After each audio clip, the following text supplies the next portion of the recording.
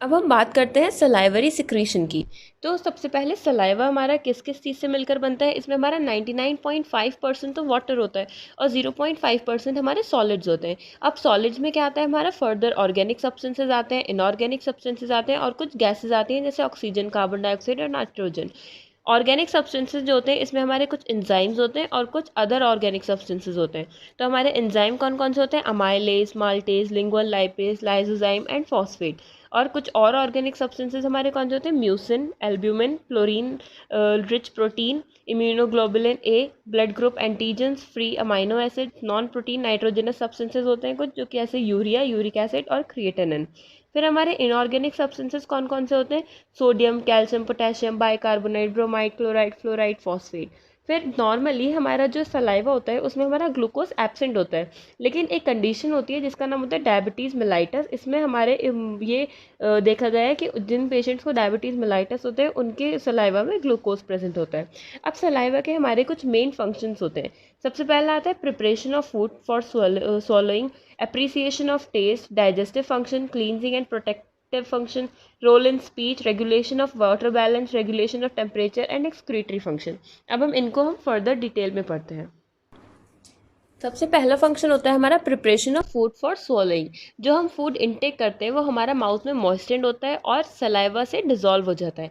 फिर जो हमारा और क्या होता है, हमारा टंग का मूवमेंट होता है जिसकी वजह से हमारा जो माउथ होता है वो मॉइस्टेंड होता है और मेस्टिकेटेड फूड जो होता है वो हमारा रोल कर जाता है बोलस में।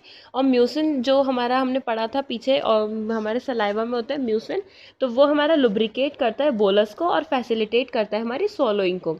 और म्यूकस मेम्ब्रेन जो होती है माउथ की वो भी सलाइवा की वजह से हमारी मॉइस्टेंड रहती है। फिर आता है हमारा second function appreciation of taste. Taste जो होता है वो हमारा एक केमिकल सेंसेशन होता है। सलाइवा में कुछ ऐसे सॉलिड फूड सब्सटेंसेस डिजॉल्व होते हैं जिसकी वजह से हमारे जो टेस्ट बर्ड्स होते हैं वो स्टिमुलेट हो जाते हैं और हम किसी भी फूड का टेस्ट को हम रिकॉग्नाइज कर सकते हैं कि ये कैसा टेस्ट है। फिर आता है हमारा थर्ड डाइजेस्टिव फंक्शन। तो हमारे सलाइवा में 3 मेन डाइजेस्टिव एंजाइम्स होते हैं, amylase, maltase and lingual lipase. ये हमारे डाइजेशन में हेल्प करते हैं। जो अमाइलेज होता है वो हमारा कार्बोहाइड्रेट डाइजेस्टिंग एंजाइम होता है, माल्टेज जो होता है वो हमारा माल्टोज को ग्लूकोज में कन्वर्ट करता है और लिंगुअल लाइपेज जो होता है वो हमारा लिपिड डाइजेस्टिव एंजाइम होता है। फिर आता है इसका क्लींजिंग एंड प्रोटेक्टिव फंक्शन। अब जब हमारा सलाइवा कॉन्स्टेंट सिक्रीट होता रहता है तो हमारा माउथ और टीथ जो होते हैं वो मॉइस्चर रहते हैं और हमारे फूड डेब्रिस से फ्री रहते हैं। एपिथेलियल सेल्स जो होती हैं वो हमारी शेड हो जाती हैं और फॉरेन पार्टिकल्स इन सब से हमारा माउथ जो होता है वो फ्री रहता है। तो ये हमारा हेल्प करता है क्लींजिंग एंड प्रोटेक्टिव फंक्शन में। अब इसमें एक एंजाइम होता है लाइसोजाइम सलाइवा में जो कि बैक्टीरिया को किल करता है। फिर आता है हमारा प्रोलीन रिच प्रोटीन जो हमारे टीथ को प्रोटेक्ट करता है by stimulating enamel formation. Immunoglobulin A जो होता है हमारा वो भी हमारा एंटी बैक्टीरियल एक्शन शो करता है। फिफ्थ फंक्शन होता है इसका हमारा रोल इन स्पीच।